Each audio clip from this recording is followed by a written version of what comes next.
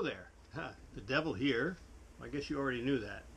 I want to have an intimate discussion with you today about things that people often like to ask about but are afraid to for many reasons. And first of it involves the chamois.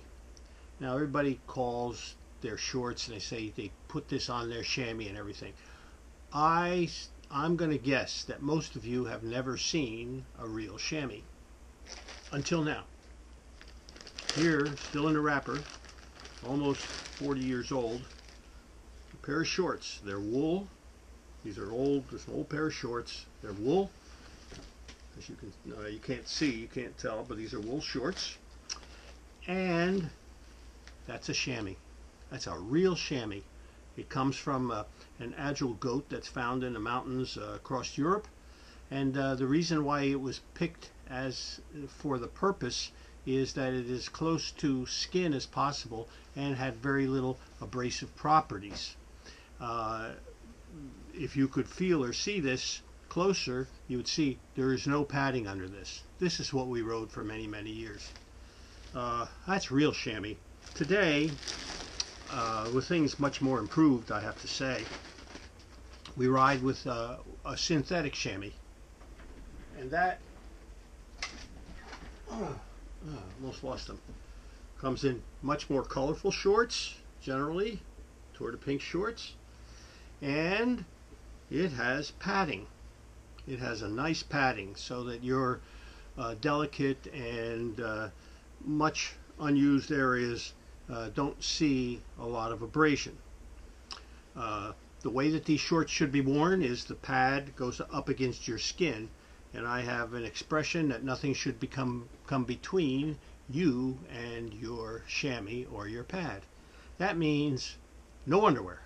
Underwear can be abrasive and cause other things and have a seam and other issues. So that against this, only your skin. To help you even further, every day when you ride, you should put on some chamois cream, as it's called. And chamois cream comes in many flavors and sizes and types. I have some of them right here. This is called chamois butter, and it comes in a little handy container that you can take with you when you go somewhere, or in a big jar.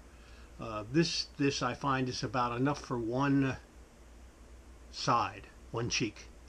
So I need two of these when I'm doing a ride, or I can use the tub and stick your hand in.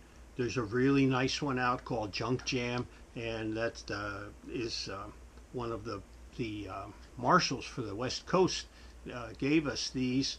I bought some in the tub myself. It is really a good product, and it's much less in volume in this, but you still need to use a good amount and make sure that you have enough on there. How you apply it, you have your choice. You can apply it directly to the pad if you wish, that way you know where it's going, or you can do it yourself or have somebody help you. You can you can apply it right to your skin. Either way, it make sure that it gets well distributed. Then the next thing is to put on your shorts. And I've got to say this. Always make sure that you put your shorts on before you put your shoes on. And stand on a clean towel or a rug. Because if your feet happen to pick up even the tiniest little particle or stone, and you put your feet through in order to get into your shorts, that little stone could get in here and will feel like it's a boulder by the time you get done with the ride, and the abrasion that it can cause can be absolutely drastic. And lastly, on the shorts, clean them every day. Hygiene is very important here, because if there's a bacteria on here and you have an abrasion somewhere on your skin, the bacteria will find its way into the open abrasion skin. So every day when I'm traveling, what I do is immediately after riding, I take my shorts, I go to the basin, I don't bring stuff with me, I don't bring any detergent with me, but I'll use the shampoo, and I'll really do that. Use cold water, clean them up real good, rinse them out real good, and that's important too, because you don't want to leave any residue of either shampoo or detergent or whatever you might be using. The next thing in clothing that I want to mention today is an undershirt. I'm old-fashioned, and often I wear wool, even in the summer. But a t-shirt should be worn under your t-shirt should be worn under your regular jersey. Okay, that helps to absorb and wick away moisture and sweating and things of that nature.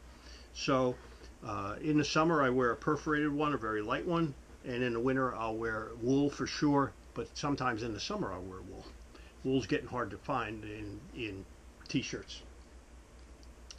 And also another part of your attire are socks, and I always wear socks. Track riders often they don't ride for long periods of time, but socks help serve a very important purpose. They help prevent rubbing and abrasion inside your shoe, and they also absorb sweat and will keep you a little bit cooler in hot days. So wear socks, and if it's wintertime, you wear heavier socks.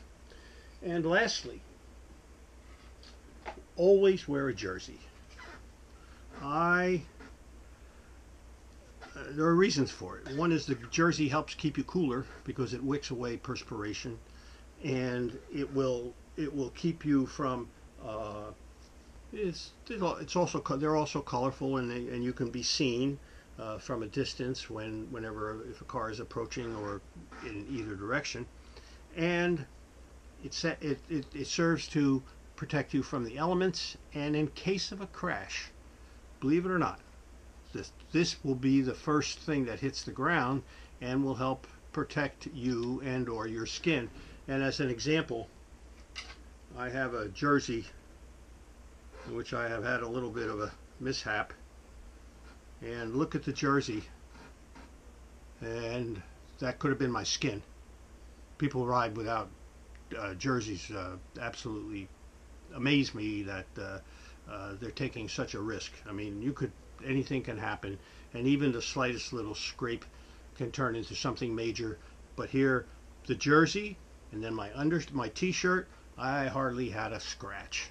Okay, and even I don't like the sleeveless ones either, by the way, because that's the broadest part of your body and your deltoids, and they could be the first thing that hits the ground. So I don't agree with wearing a sleeveless jersey. I don't believe in wearing no jersey, and I hope this is helpful. And by the way, some of this stuff might be.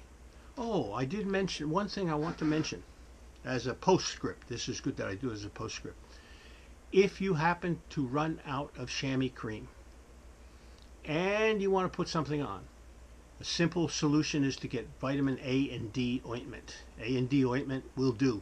It's not good on all purposes and to be used every day because it's petroleum based and it could leave a little bit of a residue. And I will tell you, you don't want to sit on your fine furniture with your cycling shorts on for more than one reason. But if you have the A&D ointment, those petroleum products will leach out and cause a thing. But in a pinch, use that. So hope this was helpful, and see ya.